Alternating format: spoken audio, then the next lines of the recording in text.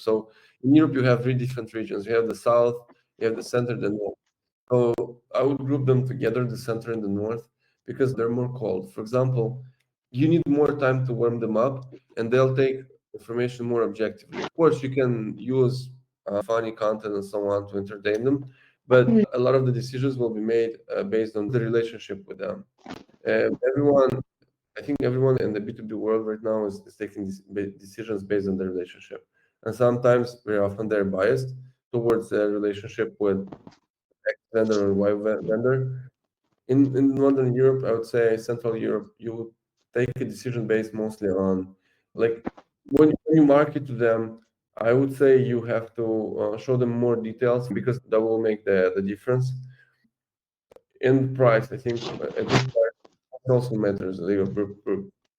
Price is a big motivator, I think, for many companies nowadays, especially in the SMB sector.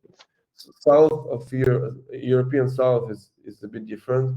It's more warm. It's more like talking about Spain, Italy, Greece, all those countries in the south. They have a warmer mentality. They're more similar to, let's say, India in that respect. You can be warmer with your approach. Let's say when I did the ABM campaign, you can send them gifts. It's okay to send gifts because it's part of the culture in Southern Europe. If you send gifts in Northern Europe, it might be taken as a part of the ABM campaign, might be taken with a grain of salt. They might not like it. So so you need to consider that. Let's go to other parts. Like in Latin America in particular, gift giving is a part of the culture. Basically, content has to be more like joyous, high, and that concerns also the United States. The only difference between marketing in the United States and Latin America is that they also look a lot at the ROI.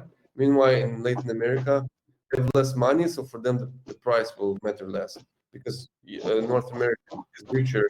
For them, the price will matter less, but the functionality, the capabilities will matter more. In Latin America, of course, capabilities, functionality too, but the price will be a major thing. So I would try to look into pricing early on and try to get a vet.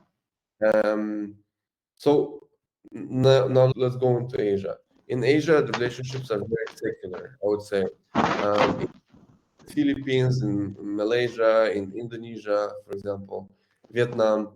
Um, I would look. So I'm not taking Singapore or China or Japan right now.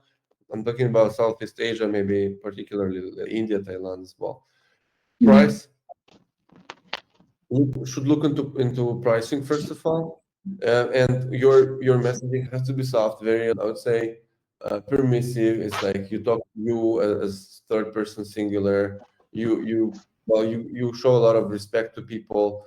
People don't do much branding, unfortunately. So if we're talking about Northern Europe, Northern America, or Europe, any of those like webinars, shows, podcasts, easier to get people and start a relationship with them because you look into personal branding.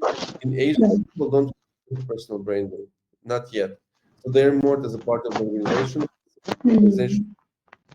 They're more looking through into personal benefit than personal branding because they're just not at that stage of growth. I would look more into building and meeting people one on one. They have to build a very good connection with you to do some sort of online engagement in order to show off their brand. Because I think in many cultures in Asia, it is taken as don't show off who you are. Okay, you gotta stay. You gotta be the best. Don't be too much. Right. I would look. We're talking about Japan, China, Singapore, Taiwan. My experience is that you have a corporate culture, like a mixture of Asian culture and American culture. The price is very important. In China, for example, in China and Korea, the price is very important, and the brand. So you gotta invest a lot in the brand. If they see you everywhere,